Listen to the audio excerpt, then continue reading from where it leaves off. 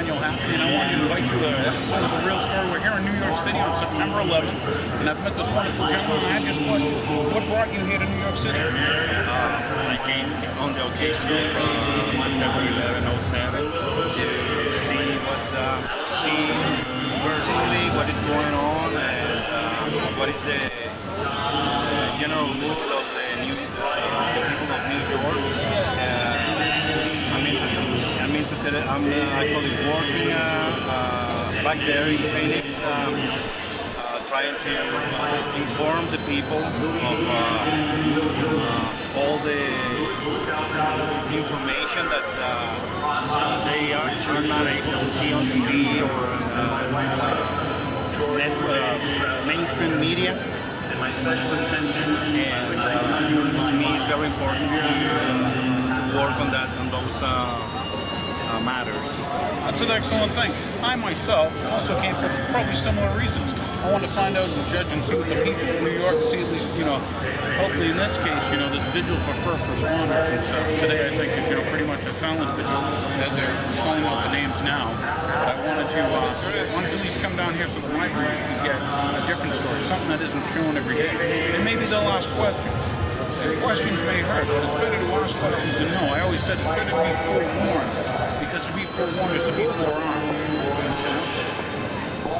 Yes, it's very important that we protect our rights, our civil rights, and human rights across the world. Excellent. Well, I appreciate your time. Thank you very much, Dan. Hope you have a good trip back to Phoenix. I just left Phoenix recently, and I left it in good shape for you. It's a little bit cooler. Absolutely, yeah. Love New York. People is great in here, and things are changing, and very excited. I'm happy to see people, conscious and intelligent people that doesn't have to believe everything they're told on Fox. Now, when you go home and you see your family, and I'll ask my viewers, once again, when they're watching the television, why do they call it programming? Excellent question. I never thought about it. Programming. That's like brainwashing. Well, I was going to say, I came up with this because the people who write it and the people who produce it, they make the movie and the actors who act in it, and those who distribute it and give it to everyone, they all call it programming. What do they know? Are these stupid people? It's very obvious. Everybody is getting is actually starting to look to see across the smoke screen. Is starting to perceive all the language manipulation and tricks that they use constantly to try to actually force us into total obedience and apathy, and a hopeless sense that nothing we do is going to bring us any results, and that's totally illogical. Whatever we work, we're going to get results. We work on something. The logic thing is very simple logic. We work on something, we're gonna get results. I like what you said, because I think, take like Martin Luther King, if he thought that one man couldn't make a difference, He can make a lot of difference. You can make a lot of difference if you change your behavior and you change your message, the way you relate to everybody that you contact in your daily life. It is like reaching a whole universe. One person can have relation with probably thousands of people, and now we have a very important electronic means of communication. We can chat with friends in another continent.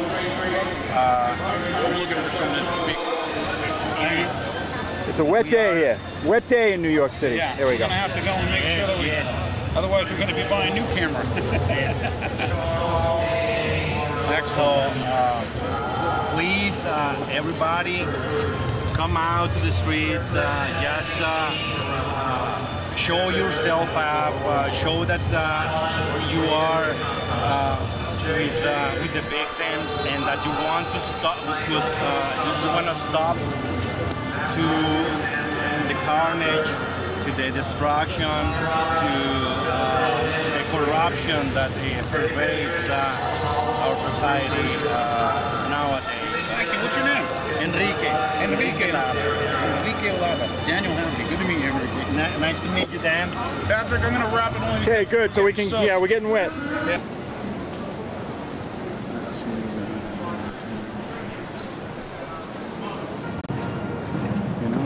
I missed taps. Okay. Then I turn on and I miss fridge with the troubled water. You know. We got our truther people.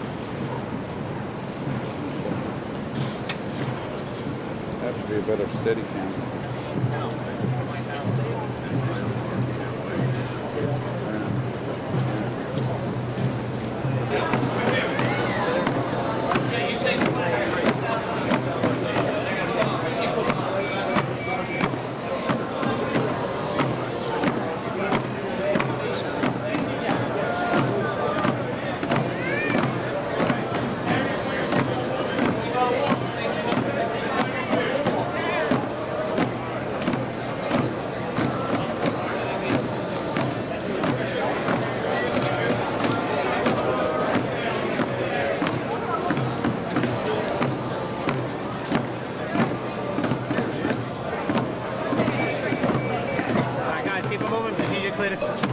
Motion picture then?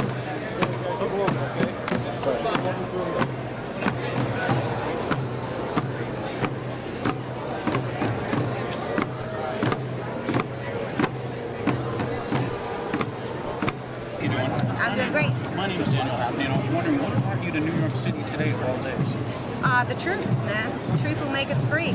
You got to stand up for the truth. We don't have a whole lot of time left, and the American people are starting to wake up. I work at a regular grocery store, and I'm a cashier. And I tell people in my line in my grocery store, ShopRite Stroudsburg, that 9/11 was an inside job. And when I started telling them this a few years back, they thought I was a nut. Now even old white people are believing me, and that's a good sign. Never a bad thing. You know, the more people learn, the more they usually ask questions. Plus, the more questions they ask, right? Mm-hmm. That makes them ask me even more questions. So you came here today to honor the people that were here? I think it's just that we need numbers in order to push the collective consciousness to the point of the 100 monkey theory, where it becomes common knowledge within the collective consciousness of the human soul. And once it becomes common knowledge, then the American people and humanity in general will rise up and change things. I really believe in humanity. I think we're wonderful beings. And I think we're being manipulated by a group of very evil people. And we just have to come out from under their sway. And if the Romans had video cameras, we would see this stuff in our history books. You know, or history television, that was.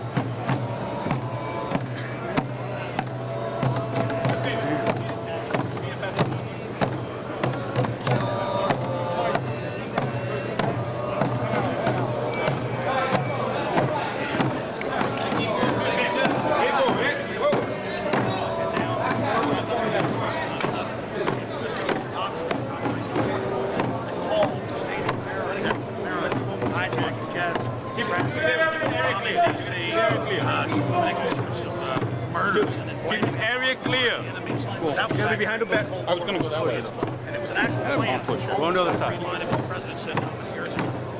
Well, that changed here, and we have thousands of pieces of evidence that prove the official story is a fraud and a lie. And we have other U.S. documents, and we have PNAC documents written by Dick Cheney when he was out of office in 2000 during the campaign, saying that they wanted to have a terror attack or a new Pearl Harbor event, a strike against America to mobilize the American people and the British people to launch a war against the planet, basically Pax Americana, or a new empire. So just like we had Napoleon try to take over the war, just like we had Napoleon try to take over the world, just like we had Hitler try to take over the world, just like the Soviets tried to take it over, we're looking at the same thing today with America, the leadership going bad, and then staging terror attacks to scare the people into accepting launching these wars. But now in major polls, between 55 and 82%, depending on which poll it is, but the numbers are growing, believe that 9/11 was an inside job, or at the bare minimum that there's a cover-up and a lie dealing with what really happened. So you mean that 9/11 attacks is a U.S. fraud? By U.S., small criminal elements within our government staged it. You see, the Gulf of Tonkin that launched the Vietnam War in 1964, we had always known from documents and captains and people that spoke out that the ships were not attacked. They lied, said the ships were attacked, and that was a provocative lie that was put out to then start the war. 58,000 Americans died in that war, and then, of course, over 1 million Vietnamese. So it's the same thing happening now, but this time they actually killed Americans to launch the war. They've now declassified what we already knew. It's now declassified that Gulf of Tonkin incident was staged, never happened. The U.S. government has now declassified in 1999 what historians already knew, that the U.S. government with the British, led by Kermit Roosevelt, staged terror attacks in Iran in '53 to blame it on the elected leader, Dr. Mohammad Mossadegh. It's now declassified. Our government blew up mosques, shot people in the streets, staged terror attacks, and then said that the government did it to overthrow their government.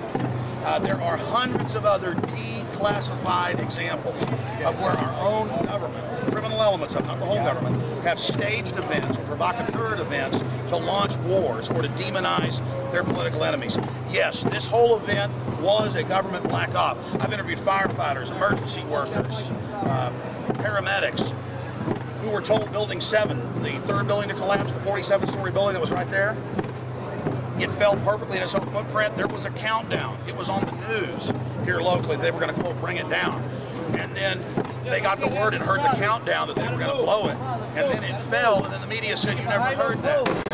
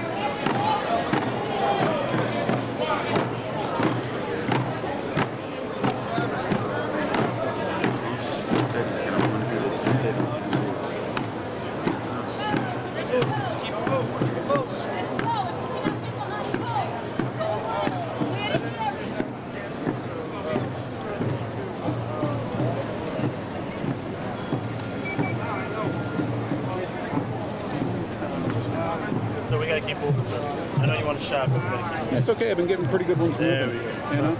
I'm going to put it on shaky cam mode, you know? Hey, it's shaky cam anyway. Don't doubt it. Don't doubt it. Official story, although I knew it was a cover-up, until May 2006. And once I discovered that it was an inside job, I fell down a rabbit hole and I never came out.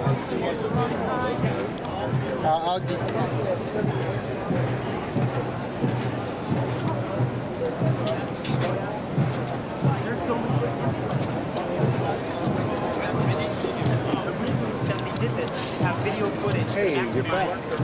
Right? That's why they show the base uniform is the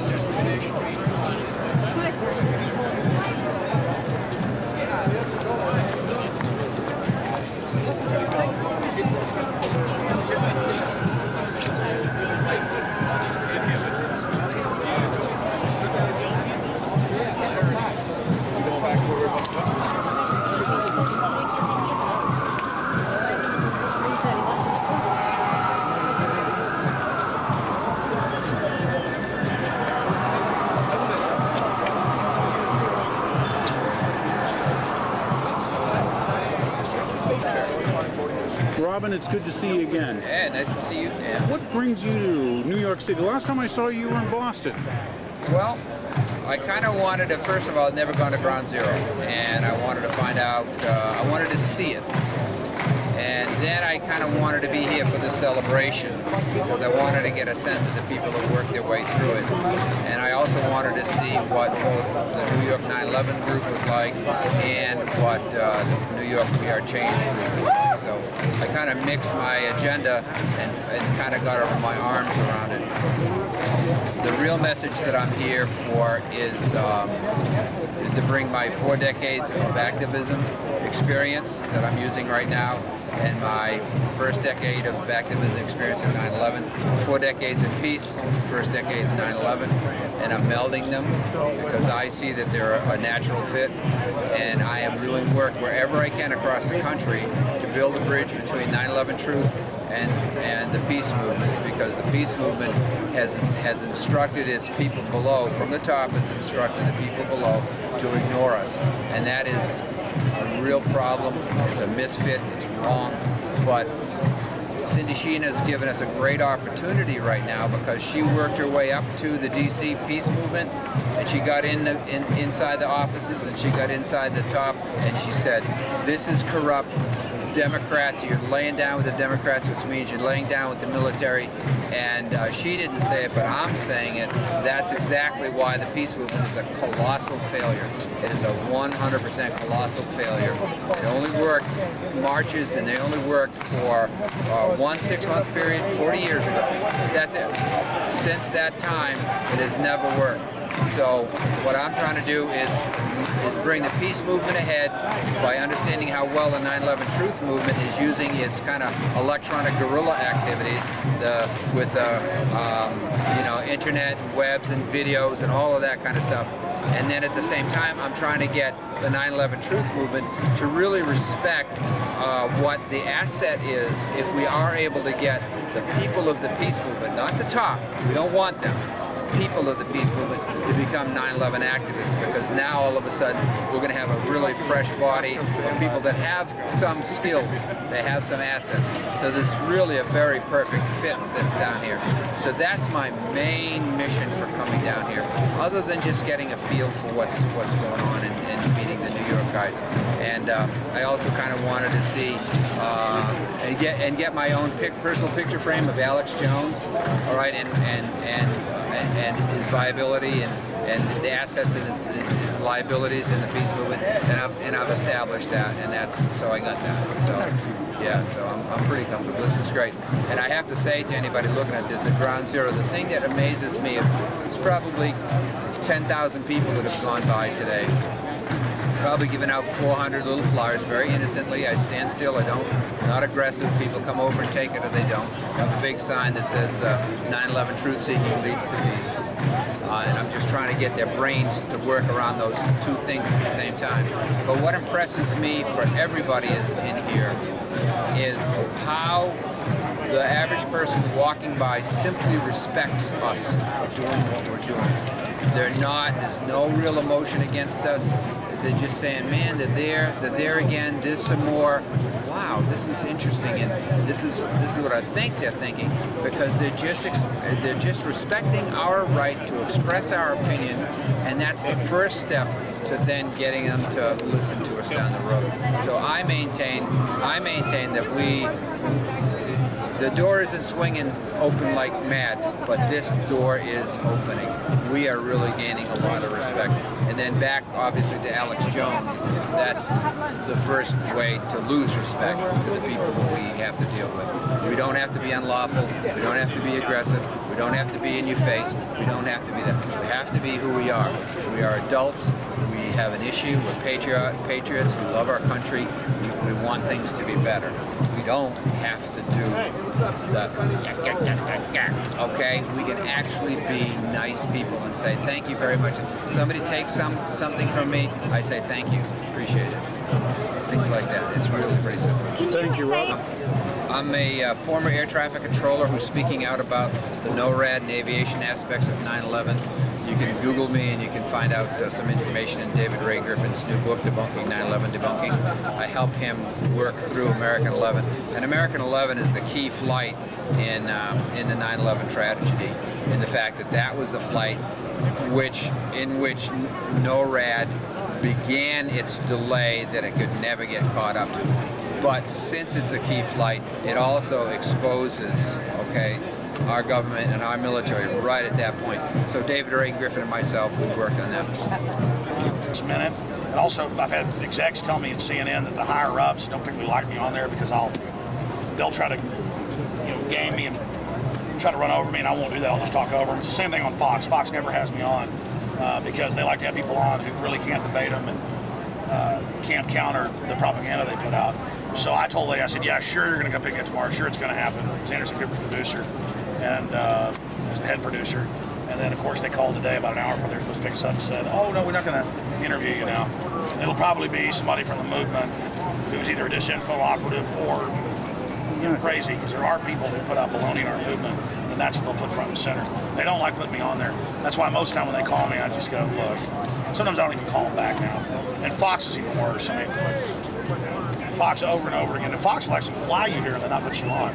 It's almost like a big joke with them. So we prefer to just climb up and take over Fox Television ourselves. That's what we did, and a lot of fun. So they called you yesterday and tell me what happened. They called you to book the interview. Anderson Cooper's producer called me. First an assistant called, then his head producer called and said, oh, absolutely, we want you on tomorrow, taped interview. And I said, let me guess, 15 minutes of tape. You just got Giuliani in the case. What happened? Ran away, security clearance, so Well, tell them what happened. Hey, Luke, come on. Well, tell them right now. So tell them what happened. We have video. We saw Giuliani at the pit shaking hands. As soon as he was where me and Sabrina. Where's Sabrina? Bring Sabrina. Sabrina's head. Me and Sabrina. Yeah, as soon as they saw security all around them, they started walking out. As soon as they sent us to the pit. As soon as we were out the pit, Sabrina just from the criminal and started running away. Two family members are gone, but 45 seconds after sleeping night. That's right. They admit. AP admits they used them to fill potholes. You hear about that? They dumped them in the landfill, and they scooped up the bones and the ash. And I'm not kidding. This is AP. And they filled New York. These streets are paved with the dead. Did you know about that? No. Tell me. Tell them about. It's been all over the New York papers. Tell them about what they fill the potholes with. Rudolph Giuliani, Mr. 9/11, we call him the Butcher of New York. After the gold of Nova Scotia was discovered here on 9/11 on Saints Day, not on 9/11, on Saints Day, during the recovery effort, he pulled all the firefighters, police officers out. He actually got firefighters arrested because they wanted to save their brothers and look for their brothers. The gold was discovered. Then he took everybody off the pit and he implemented a scoop and dump policy where he threw 45% of the remains of family members into the fresh skilled landfills in Staten Island. And they've got photos out there of the bones. And now it's also reported by the Associated Press that those remains, 45% of the victims' family members were taken, recycled, and are now being used to fill up potholes in New York City. They're used as aggregate to mix in with the asphalt. I missed the first part. They're paving the streets with the dead in New York. But why did they stop and scoop? I missed that. Because the gold of Nova Scotia was discovered. As soon as the gold was discovered, Giuliani didn't care. They always knew there was gold in there. It was false. Yeah, Giuliani did not care about the recovery effort. He did not care about the family members. He did not care about the rescues. He pulled everybody off as soon as the gold was discovered. Money was on top of his priority. And then he didn't care about the rest of the family members. 45%, about 1,146 of them are still missing. And they were thrown into garbage dumps. Remains, bones, and everything. And then we have Sabrina Rivera coming downstairs, and as soon as they saw her, she started running away. Julia's security staff saw me, and they started just going like this to me, looking up and shoving me. Juan, Guy 10, my name's Daniel, happy. Juan, I was speaking to you earlier about vaccines. I just made what I thought was probably a poor humor joke, something about mercury. And you said, oh, as a matter of fact, I understand different things of mercury, and I work with doctors, and you tell us a little bit about it. Well, the vaccines, I'll get you. Okay. Yeah. The vaccines, they contain ethylmercury as a preservative. And I went to a conference one with Hordin. He's an MD. He works at the Children's Hospital of Philadelphia. He's with the vaccine safety program there. He also owns a patent on the rotavirus vaccine.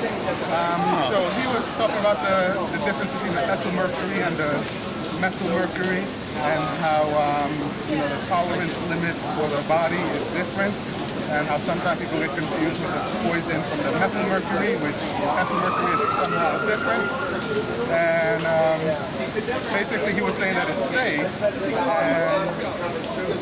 and but when you look at the literature from the vaccine vials, it says there, right there in the literature from Merck or whatever company, these vaccines are not tested for carcinogenicity, teratogenicity, do they cause cancer? The vaccine, even if they take out the mercury, it still has other things in it. It has, when you read the product label, it has other things like formaldehyde, aluminum, and other foreign materials. And some of them, like the measles monkey rubella vaccine, has like trace amounts of fetal tissue, because it is partly grown in fetal tissue, human fetal tissue culture in the process. Very interesting.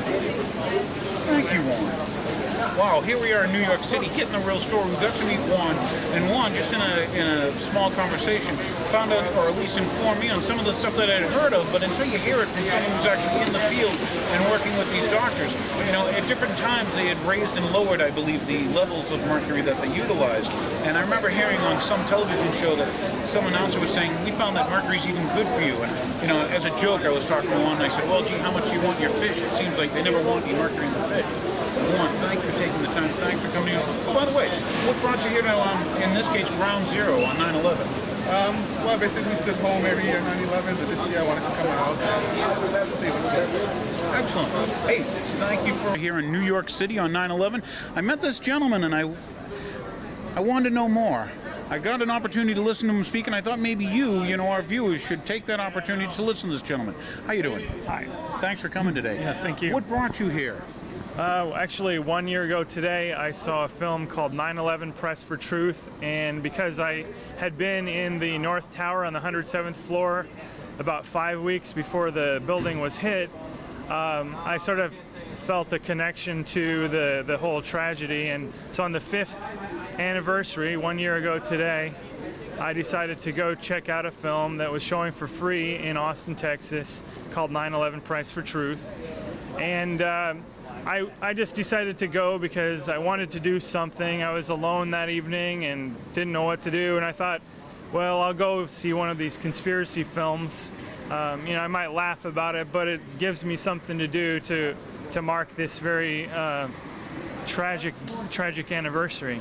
And I went to this film, and I didn't laugh one time because there's no conspiracy in it whatsoever.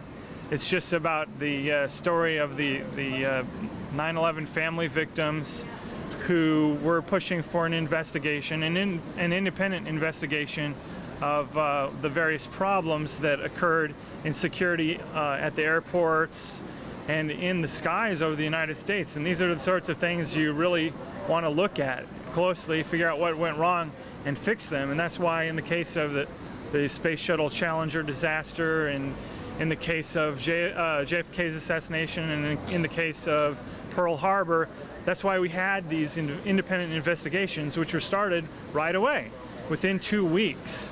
But in the case of the 9/11 investigation, it wasn't independent, as I found out 1 year ago today.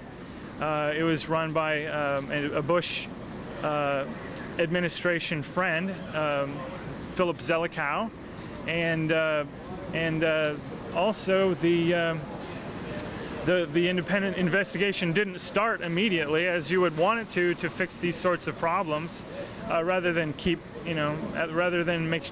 rather than allow these dangerous conditions to persist. You would want this to be investigated immediately. And in the case of the 9/11 Commission, the investigation was started 425 days or so after the fact, which to me was rather shocking. And similarly, the information about how the investigation was run was extremely shocking.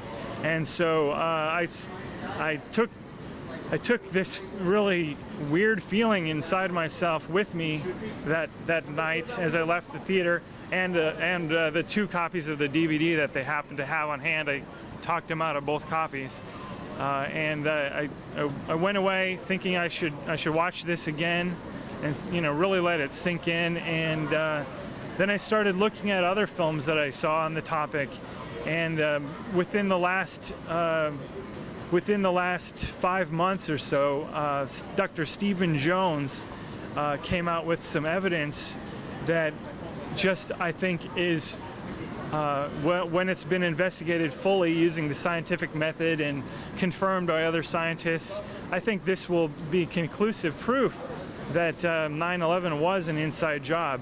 And I know that it takes a while, it took me a while to come to the conclusion that people may have let things happen on purpose to allow a 9/11 event to become a political rallying cry, a thing that would turn us to a country that wants some wars. It took a long time for me to come around to that, and it even took me a longer time to come around to the idea that perhaps these buildings were intentionally brought down by a controlled demolition by Americans attacking America, or other people working with Americans to attack America. But what in doing the research I have done concerning conspiracy theories, debunking conspiracy theories, I've noticed that it's very much the case that you have compelling arguments on both sides, and some people are very persuaded by the debunkers, and some people are very persuaded by the conspiracy theorists. But so in that process of the he said, she said kind of back and forth, it's very easy to just throw up your hands and say, well, we'll really never know what the truth is.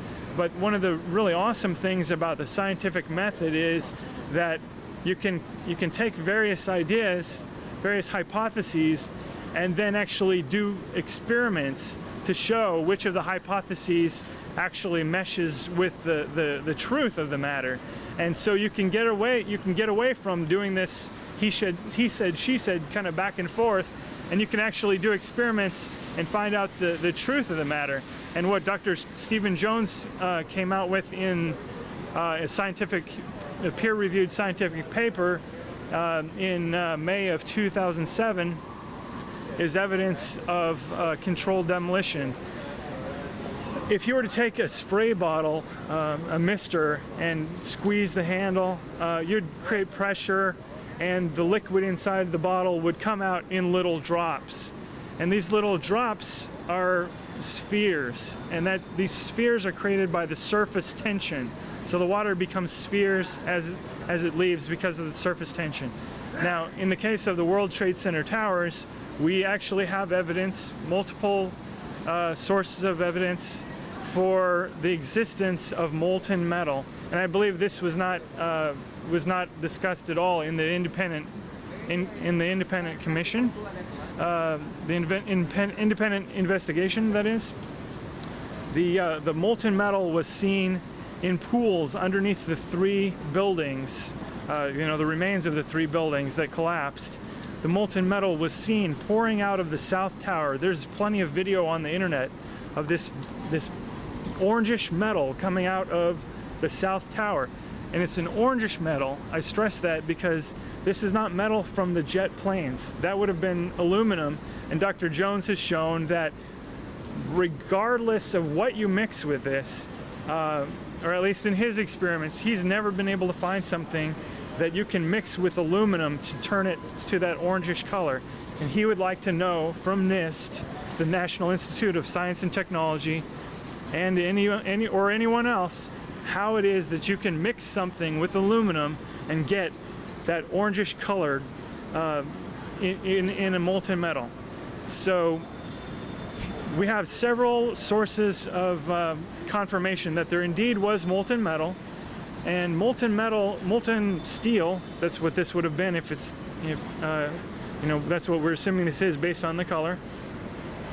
The molten steel melts at a much higher temperature than hydrocarbon fuel fires, like the jet fuel fires. You know, jet fuel does not burn so hot that it melts all metal. For instance, jet fuel is actually burning inside of a metal engine in a plane. So common sense just tells you it can't melt all metals. And certainly structural steel, like what was in the World Trade Center towers, is not among the metals with a lower melting temperature. So it's basic science, but we need to get the word out. Anyway, the mister that I was referring to earlier, that creates little droplets of water, is a very good model for understanding how the molten metal flew out when the buildings disappeared with explosive force. This would be also the force and the heat required to get to the metal to that liquid state, to atomize it in a specific size. Okay. Right. We have the heat. First of all, that's proven by the existence of these spheres, and then also the pressure. Yep, exactly. So if you were to blow up a building that's full of molten metal, you'd get this explosive force that creates little spheres due to surface tension, and the surface tension the surface tension will cause various sizes of spheres. In the case of these explosions, the spheres were very small. Some were visible, others were even smaller than that. And these spheres cooled as they went through the air. So they sort of became fossils in a way. They allow you to look back in time at what happened when the metals melted, and maybe even how they melted. That's what Dr. Jones was trying to figure out when he did his research. Just so happens that these metallic spheres are characteristic. That's a word characteristic of the World Trade Center dust. That's the word used by the U.S. Geologic Survey, USGS, to describe how abundant these little spheres are in the dust. Dr. Jones took the spheres that he found. He took a bag of dust, used a magnet to pull out these metallic spheres, these iron-rich spheres, and he showed that by doing some sort of an analysis of the compounds of these spheres, he showed that thermite, or thermite plus additional compounds, I believe he refers to that as a thermite analog or a thermite derivative, known as thermate. Yeah. Thermate was used to melt these spheres. So now he's actually shown, he has actually confirmation for what he's previously discovered by inspecting the molten steel beams, or the beams that were melted. He's shown yet another example of thermite. So thermite is a compound that's used in controlled demolitions. If you have a fire that's suspected to be caused by arson, the fire inspectors are by law supposed to be searching for thermite. And in the case of the World Trade Center fires, which supposedly brought down these buildings, that was not done. So that's a little troublesome. I know it seems like a very unusual situation, having planes go into these buildings and all, but I don't believe so it's maybe somewhat understandable that people wouldn't follow normal procedures, but it actually was the law, and it wasn't followed, and it was a crime scene, and the evidence was taken away right away. But we do have evidence of thermite, and I think it will be very easy for thousands of people out there who took samples of the dust. I even know somebody who took a sample of the dust, but thousands of people should have this dust, and they should be able to have it independently analyzed so that they can resolve in their own minds the question of whether or not a controlled demolition was used to take down these towers. And what Dr. Jones is trying to do now is to spread the word, to get more samples, that can be independently analyzed by people other than himself, so that we know that there are no particular people who are pushing certain evidence. This is the scientific method. You come up with hypotheses, you do experiments, as he's done so far, and then you independently verify that they're correct. So anyway, that's I think in a nutshell what Dr. Jones has done. Thank you very much for your time. Yeah, thank you. I was going to say I'm a person who's actually involved in combustion. Right now, my present occupation, I combust things. I combine oxygen with fossil fuels. In this case, number 2 oil, natural gas, methane, propane. And like you were saying, I noticed that, gee, in my oil thing, and I actually teach combustion at a trade school, that yes, there's the atomization of the fuel to make it burn better. But once again, to create anything, to atomize it, you first have to turn it to a liquid. That takes a specific amount of heat. And then to atomize it, once again, because just having liquid steel is one thing, but having atomized liquid steel tells you that there was outrageous amounts of pressure. The other thing that was interesting that this gentleman told us, and that is that there's like a forensic footprint by the trace elements that are left on these spheres. And so how much evidence will it take, or how much time will it take before the people wake up and say, this isn't, maybe the people who lied to me about weapons of mass destruction are lying to me about this. Maybe the people who lied to me about the elections are lying to me about this. Maybe the people who are lying to me on the television every evening could possibly be lying to me about this. Okay, maybe those who lie to me constantly could be, remember, I wasn't listening to your phone calls. Oh, that's right, I was. We didn't have any secret prisons. Oh, I forgot we do. Hey, wait a minute, we don't torture people. Oh, gosh darn it, I guess we did and do. So, those who have lied to you, what makes you believe that today they've decided to tell you the truth? Here in New York City, on the 11th day of September, maybe we'll try to find that real story for you. Thank you. Yeah, thank you. Good man. Great. Appreciate your time.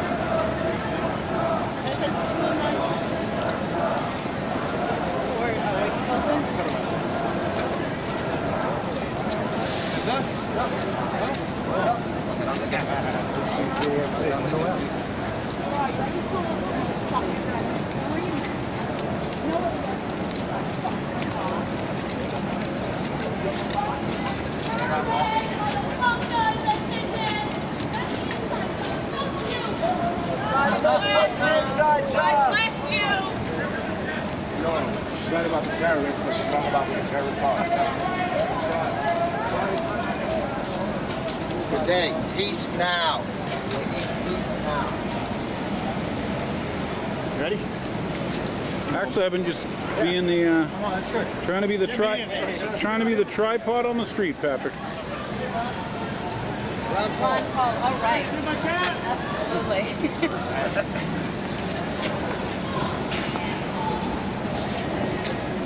I do the same fucking shit.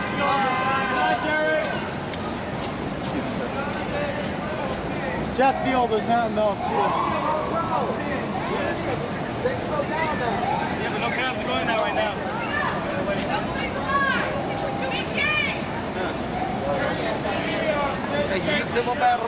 Hurry, for God's sake! No justice, no peace, no justice. Stop watching fixed news.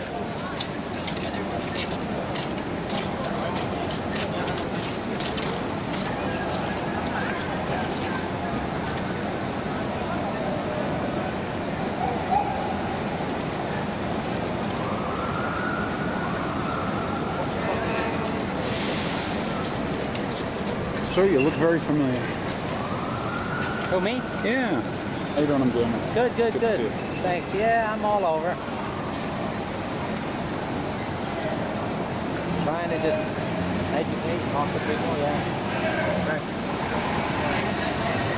Patrick, I was just gonna do this battery to the end. Do you want to head up there? Sure. You gonna meet me up here?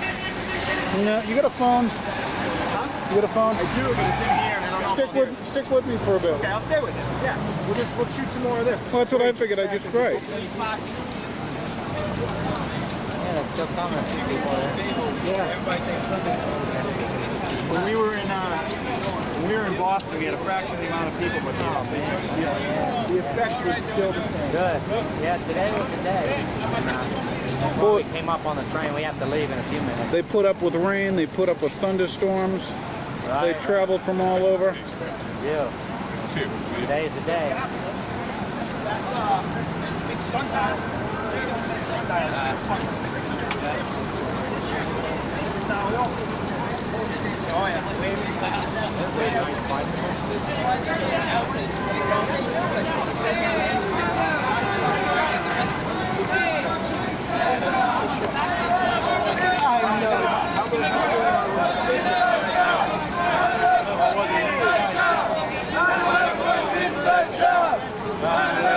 Inside job. 9/11 was an inside job. 9/11 was an inside job. 9/11, Ron Paul, my man. Hey, how you doing? All right. Where's your shirt? I don't know right now.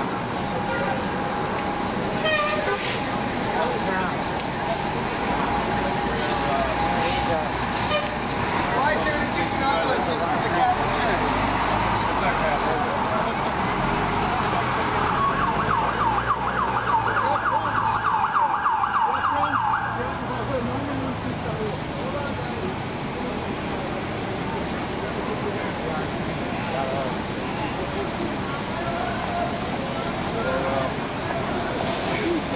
In a world